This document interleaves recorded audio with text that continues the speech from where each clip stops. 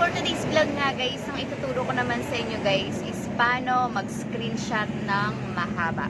Yes, di ba nakakapag-screenshot tayo kung ano lang yung gusto nating i-screenshot, di ba? May iba-ibang klase ng screenshot, meron dun sa switch and button, pwede rin yung hand gesture. So, eto guys na ituturo ko sa inyo guys is a long screenshot yung ituturo ko sa inyo guys. So, panoorin nyo po itong tutorial na gagawin ko. Hey mga kauni, for today's vlog nga guys, ang ituturo ko sa inyo guys, paano mag-screenshot ng mahaba. Yes, pwede tayong mag-screenshot ng mahaba. Hindi tulad yung ginagawa natin na hindi natin nakukuhanan lahat ng gusto nating i-screenshot.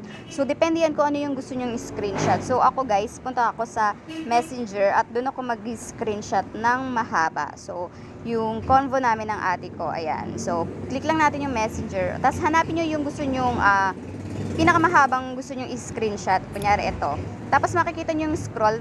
Click nyo yung scroll at mag-scroll yan hanggang sa dulo ng pinag-usapan nyo or saan yung conversation nyo. So, usually guys, di ba nag-screenshot tayo, hindi natin nakukunan lahat kasi nga kung ano lang yung in-screenshot natin. So, ito guys, lahat ng conversation nyo, pwede nyo yung makuha sa ganitong technique. So, hintayin lang natin yan. So, medyo mahaba to kasi October 18 pa yung kinlik ko hanggang sa November 1 yata. So, ayan, di ba? Napaka-useful nitong guys, itong tricks na to kasi at least meron kang conversation ng pinag-usapan nyo na wala kang maiiwan na kahit na ano. So, ayan, ganyan siya. So, nag-scroll siya hanggang sa yung conversation nyo. So, takpan lang natin yan ng very light kasi nangungutang yung ate ko, char. So, ayan, ganyan.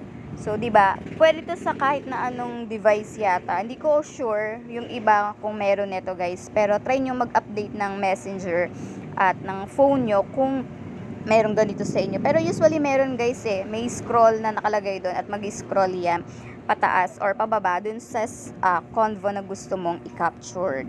So, ganyan. So, medyo mahaba to kasi October 18 yung inano ko. Kaya papakita ko sa inyo kung legit. Pag okay na, i-click nyo yung done. And then yan, magpo-process yan guys. Ayan. So, yun yung long screenshot. I-check nyo lang yan para mapunta siya sa inyong gallery. So, titingnan natin yan kung talagang na-screenshot natin siya ng ganun kahaba. So, punta tayo sa gallery. Ayan guys. So, i-click ko lang. At sure naman ako talaga guys. Legit. Ayan guys. Yung screenshot. So, kung gusto nyo makita yung convo nyo, i-zoom in mo lang yan. So, i-zoom mo yung conversation nyo. So, at least, mahaba yung conversation, lahat na captured, walang maiiwan. So, gusto nyo ng ebidensya. Ayan guys. So, ganyan. I-screenshot nyo na mahaba. And then, i-zoom in nyo na lang para makita nyo yung conversation nyo. So, kung ako sa inyo guys, i-try nyo na yan. So, follow na lang sa mga iba pang tips. Thank you for watching.